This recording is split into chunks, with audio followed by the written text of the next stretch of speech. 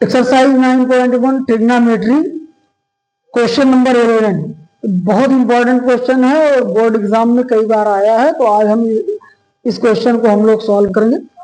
Question में है a TV tower stands vertically on a bank of a canal from a point on the other bank directly opposite the tower. The angle of elevation of the top of tower is 60 degree from another point 20 meter away from this point on the line joining this point to the foot of the tower. The angle of elevation of the top of the tower is 30 degree. Find the height of the tower and the width of canal. तो यहाँ पे दो चीजें हमें निकालनी है। पहले तो क्वेश्चन हमें समझना है कि कैनल दी गई है, कैनल के एक बैंक पर एक टावर है और दूसरे बैंक से जब हम इस टावर के टॉप को देखते हैं तो एंगल ऑफ एलिवेशन 60 डिग्री है। 20 मीटर पीछे हट करके जब पॉइंट डी से हमने इस टावर के टॉप को देखा तो एंगल ऑफ एलिवेशन है 30 डिग्री। तो हमें फाइंड करना है टावर की हाइट और कैनल की विड्थ। तो सॉल्व करते हैं क्वेश्चन को। सबसे पहले इन ट्रायंगल एबीसी में हम लेंगे tan 60 degree is equal to height tower की h और कैनल की जो विड्थ है वो x।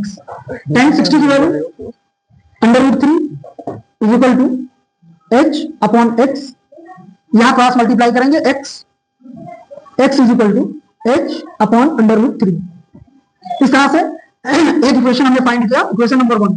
Again in triangle ABD, इस बार tan 30 के लिए ट्रायंगल एबीडी लिया जाएगा। तो in triangle ABD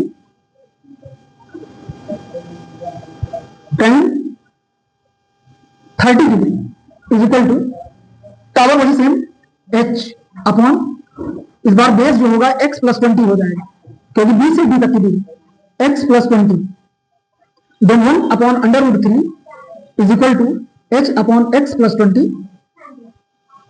cross multiply करेंगे x plus 20 is equal to h √3। 20 को ट्रांसपोज कर लिया, x is equal to h √3 minus 20। Equation 2 अगर हम कंपेयर करें इक्वेशन 1 और 2 का तो दोनों का लेफ्ट हैंड साइड बराबर है x और x। तो फ्रॉम इक्वेशन 1 एंड 2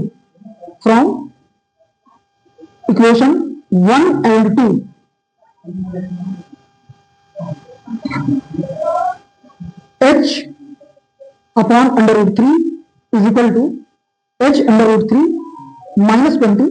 नंबर्स को ट्रांसपोज किया 20 इज इक्वल टू h √3। ये 20 यहां पे माइनस था, इधर आया तो प्लस हो गया, माइनस h अपॉन √3। दोनों जगह h है, इसको कॉमन ले लेंगे तो 20 is equal to h bracket लगा करके √3 माइनस 1 अपॉन √3।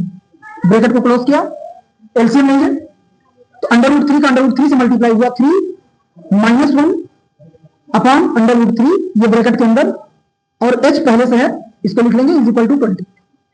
अब 3 से 1 को माइनस किया तो आया 2, √3 का 20 में मल्टीप्लाई कर देंगे 20 √3 is equal to h into 2 से रिड्यूस कर दिया 20 को तो वैल्यू यहां पर आई 10 √3 इज इक्वल टू h। या इसको हम सीधा लिख सकते हैं h is equal to 10 √3 metre. तो ये जो आया है ये टावर की हाइट जो हमने यहां पे एज्यूम किया था h is equal to 10 √3 metre. अभी निकालना है विड्थ ऑफ कैनल। तो इक्वेशन नंबर 1 में x is equal to from equation 1 x is equal to h upon √3। अब h की वैल्यू 10 √3 यहां पर निकाला है तो h की जगह पर हमने रखा 10 √3 और अपॉन में √3। ये दोनों कैंसिल हुए तो x इज इक्वल टू जो विड्थ है कैनल की वो आ गई 10 मीटर।